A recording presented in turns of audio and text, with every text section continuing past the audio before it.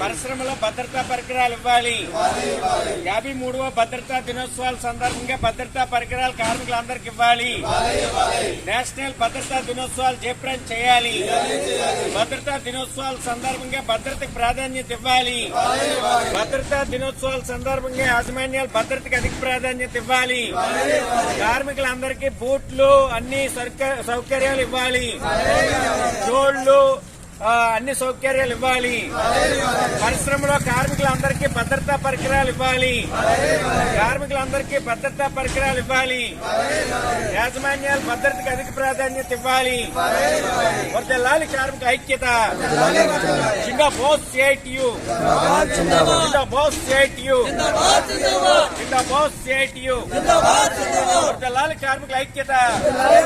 జిందాబాద్ CITU. జిందాబాద్ CITU.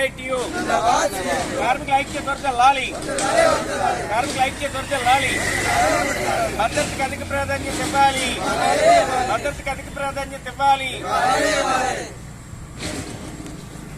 3వ జాతీయ భద్రతా వారోత్సవాల సందర్భంగా ఈరోజు ఫార్మాసిటీలో పర్వాడ ఫార్మాసిటీలో ర్యాలీ నిర్వహించడం జరిగింది. భద్రతా వారోత్సవాలను విజయవంతం చేయాలని, భద్రతకు అధిక ప్రాధాన్యత ఇవ్వాలని, ఫార్మా పరిశ్రమలో కార్మికులకి భద్రతా పరికరాలు ఇచ్చి భద్రతకి అధిక ప్రాధాన్యత ఇవ్వాలని, ఈ సందర్భంగా భద్రతా వారోత్సవాల సందర్భంగా అయినా సరే యాజమాన్యాలు ఆ రకమైనటువంటి ప్రతినిపోనాలని ప్రతిజ్ఞ చేయాలనేసి pharma city staff and workers union CITU demand చేస్తా ఉంది. ఎందుకు అంటే ఇప్పటికీ ఇసాక సాల్వెంట్ లో భారీ ప్రమాదంలో కార్మికులు చనిపోయారు. అలాగే సాయినాథ్ పరిశ్రమలో కార్మికులు చనిపోయారు. అలాగే పంప్ హౌస్ ఏదైతే ఉందో రామ్కి పంప్ హౌస్ లో 2 కార్మికులు మృతి చెందినటువంటి పరిస్థితి. అందుకని యువ కార్మికులు మృతి చెందడం, అలాగే పరిశ్రమల్లో కార్మికులు విధుల్లో చేరేటప్పుడు వాళ్ళకి ఆ పని మీద శిక్షణ ఇవ్వడం, ఆ రకమైనటువంటి చర్యలు చేపట్టాలి.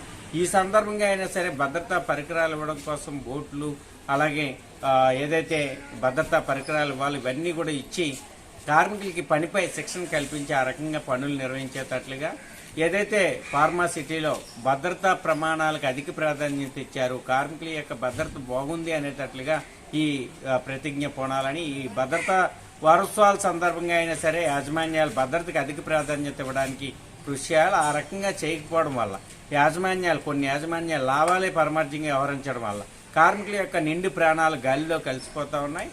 ఈ రకంగా కలిసిపోవడం వల్ల కుటుంబాలు ఈదిని పడతా ఉన్నారు. కార్మికులకు కూడా మేము ఈ సందర్భంగా విజ్ఞప్తి చేస్తా ఉన్నాం. భద్రతా పరికరాలు యాజమాన్యాలు ఇచ్చినటువంటివి అన్ని ధరించి విధులు నిర్వహించాలా. ఆ రకంగా కార్మికులు విధులు కూడా నిర్వహించడానికి కృషి చేయాలి. ఆ రకంగా చేస్తే భద్రత ఉండడం వలన కార్మికుల యొక్క ప్రాణాలు కాపాడడంతో పాటు కుటుంబాలు సురక్షితంగా జీవించడానికి అవకాశాలు ఉంటాయి. విధులకు హాజరయ్యేటప్పుడు కూడా హెల్మెట్ ధరించి పరిశ్రమలకి హాజరు కావాలని pharma city staff and workers union CITU కోరుతా ఉన్నది.